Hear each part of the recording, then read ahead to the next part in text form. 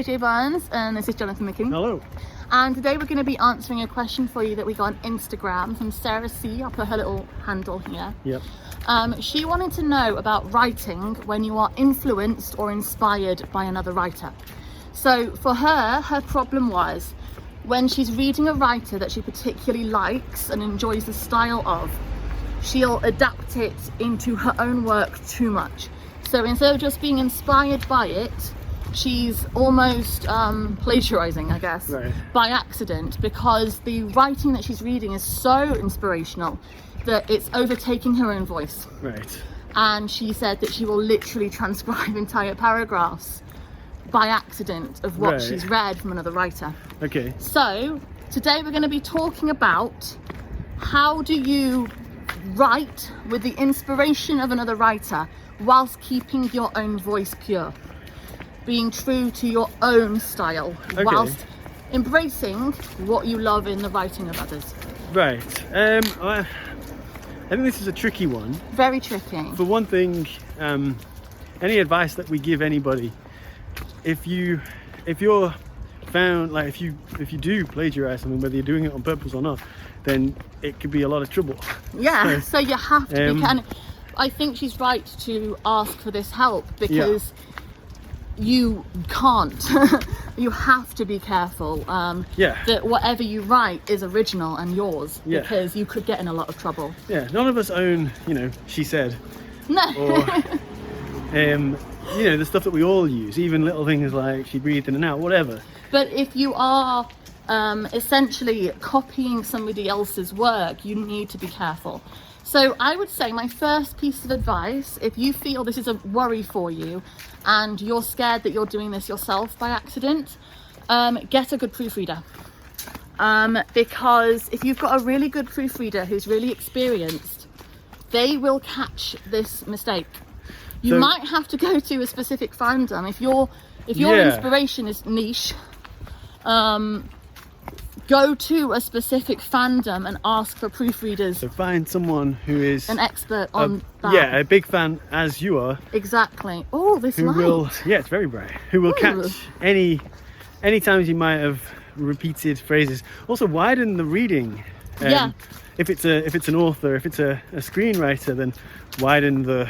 Yeah, I think a really good technique for dealing with this is if you're tending to focus your reading on one person at a time, branch out a little bit and maybe read multiple books at once. Yeah, and don't read that author for a while. Or if it's, I think, if it's just whatever book you're reading at that point. Right.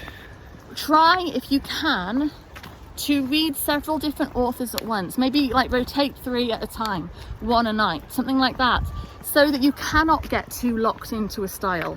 Because if you're reflecting that style of writing automatically, because you're reading it so often that you become locked into it, sorry, showing away again, then you will find breaking it up. You can't go that way. Breaking it up with other writers will hopefully, hello darling, hello, hopefully help you shake that instinct that you've got. Also, another idea I have. Yes. Tell me if you think this works. Okay. Oh, when you're writing, if you're focusing quite heavily on prose, you might find yourself reflecting the prose style of this writer, whoever it is that you are copying by accident. Yeah. Try and break what you're writing down to the absolute bare bones. Don't try and be poetic. Don't try and do anything clever. This is the thing, when I heard this question, I thought, I don't know if I would really fall into this trap because I'm not very lyrical. So you tend to write plain and then elaborate later. Well, or like plain might not be the nicest way to put it, but I know what you mean. That's all right. I'm not very lyrical. I'm not very poetic with prose. So it might be that is an issue. But if you write the barest amount you can, so almost like you're writing a script, this character said this character went there, it will be very short, your word count will be tiny compared to what it will end up, but you will have a unique and original story. I have no idea if we're in the shot here because the sun is I can't so see terrible. anything. But you've got to focus first on getting your story down. Write your story Yeah. in the most basic style you can. That's There better. we are. In the most basic style you can. And I am now familiar with this because I'm currently in the process of adapting a film I wrote into a book. Yeah, the reverse of The reverse. Yeah, that's usually the other So way around. I've got a story written that is literally a script. So it is the absolute bare minimum. Yeah, so you've Because done the story part. I've done the story part. Now So you're doing what the I'm prose doing part. now is flourishing on the prose, the descriptions, Well, the interiority.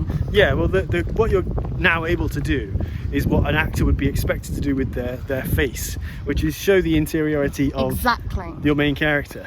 And I'm finding it a useful device because I know exactly where the story's going. I know exactly what happens, and I get to sort of breathe life into it essentially. Yeah. And I think you'll find that if you're not writing the story fresh, if you're looking at it as like cold information, you will be less likely. I mean, this is just a theory because I can't know for sure, but I feel Oliver. Phil Molliver. I feel as if you will be then less likely to, because you won't be writing from fresh. You'll just be padding out what's there. Yeah. You'll be putting your own thoughts of extra Yeah, that's a good- development into it rather than trying to write in a style. Yeah, that's a good point, because your character wasn't created by the author that you feel that you're Exactly. inspired by. It was the character was created by you. Your so, story is pure you. Yeah. Like it's you, it's your story, Yeah, it's so your ideas. It's just anything- the way you deliver that information that is the problem. anything, any sentences, paragraphs you use to describe the way that character feels about any given thing can't really be plagiarized because no one else has written about that character before. Exactly. So you need that character down. You need those events written in the most simple form, and then you cannot effectively plagiarize by accident because Yeah. no one's written that before. Yeah. So I that don't would know be how my- helpful that is, but if that isn't as helpful as you're hoping, then do ask Yeah, us come for back because we'll more. try and elaborate or come up with alternative ideas because I think it's a very important thing. Yeah, it is important because you don't want to accidentally, Exactly. like, And from memory, put paragraphs down. also, being inspired by other writers is excellent. We are inspired by so many other writers, Yeah. and they'll use techniques. Yeah, techniques and devices that are free, essentially. They're So for Aaron everyone. Sorkin's dialogue, incredibly inspirational. Yeah. Joss Whedon's Mastery over pain. I was going through a setup and payoff, Okay. but yeah, Mastery Over Pain, very inspirational.